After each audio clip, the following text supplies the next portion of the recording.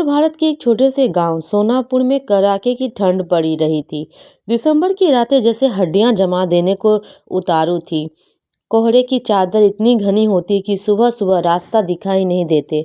ऐसे मौसम में अमीरों के घरों में हीटर और मोटी रजाइयां निकल आती थी, मगर गरीबों के लिए ठंड हर साल एक नई परीक्षा लेकर आती थी। सोनापुर के किनारे मिट्टी और खपरेल से बना एक छोटा सा घर था, जहां रामदीन का परिवार रहता था।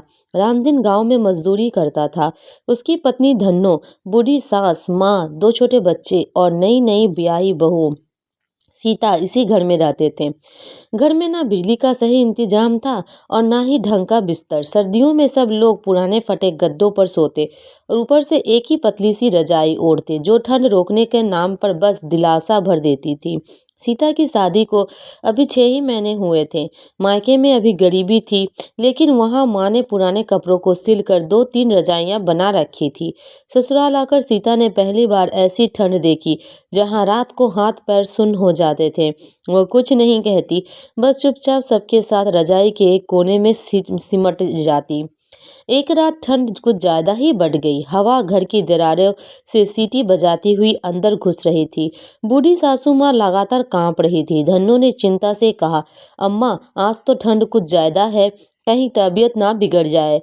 रामदीन ने लाचारी से सिर झुका लिया। करे तो क्या करे, नई रजाई लेने के पैसे कहाँ हैं। सीता यह सब सुन रही थी। उसके मन में कुछ चुभा। उसने देखा कि सासू माँ ठंड से नीली पड़ती जा रही थी और बच्चे बार बार नींद में कहरा रहे थे।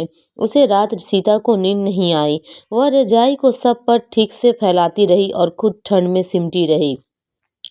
अगले दिन सुबह सीता ने धन्नो से कहा, अम्मा, अगर आप बुरा ना माने तो मैं कुछ पुराने कपड़े इकट्ठे करूं, शायद उनसे एक मोटी रजाई बना सकूं। धन्नो को हैरानी हुई। बिटिया, पुराने कपड़ों से रजाई इतना आसान नहीं है। सीता मुस्कुराई। मायके में माँ ऐसे ही बनाती थी, कोशिश करने में क्या हर्ज है। रामदीन ने भी हामी भर दी। अगर इसे घर में थोड़ी गर्मी आ जाए तो कोशिश करनी चाहिए। सीता ने गांव भर में जाकर पुराने कपड़े मांगे। किसी ने फटी साड़ी दी, किसी ने पुरानी धोती, तो किसी ने बच्चों के छोटे पड़ चुके स्वेटर। शुरू में लोग हंसे भी, अरे इनसे क्या रजाई बनेगी, लेकिन सीता की मेहनत और नम्रता देखकर सबने जो बन पड़ा दे दिया। दिन में घर का काम निपटाकर सीता कपड़ों को धोती, सुखाती और रात को दिए की रोशनी में उन्हें सिलती। उसकी उंगलियों में छाले पड़ गए, मगर उसने हार नहीं मानी। सासू माँ पास बैठकर आशीर्वाद देती, बिटिया, भगवान तेरा भला करे। 3 दिन की लगातार मेहनत के बाद आखिरकार एक मोटी सी रंग बिरंगी रजाई तैयार हो गई। वो देखने में भले ही नई जैसी नहीं थी, लेकिन उसमें कपड़ों की कई परतें थी जो ठंड रोक सकती थी। उस रात जब सब ने वह रजाई ओढ़ी तो जैसे घर में सचमुच गर्मी आ गई। बच्चे चैन की नींद सोए। सासू माँ ने राहत की सांस ली। धन्नो की आंखों में आंसू आ गए। उसने सीता को गले लगाकर कहा, बिटिया, तू तो हमारे घर की लक्ष्मी है।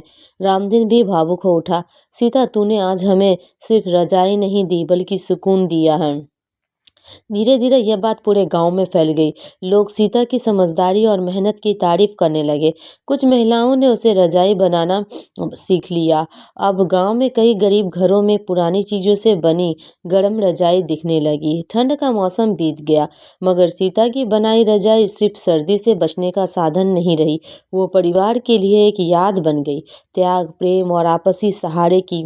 हर साल जब ठंड शुरू होती, वही रजाई फिर से निकल आती और सबको याद दिलाती कि गरीबी में भी अगर दिल गर्म हो तो ठंड कभी जीत नहीं सकती। इस तरह सोनापुर के उस छोटे से घर में एक गरीब ससुराल की सबसे बड़ी दौलत बन गई, एक बहू के हाथों से बनी प्यार से भरी गर्म रजाई।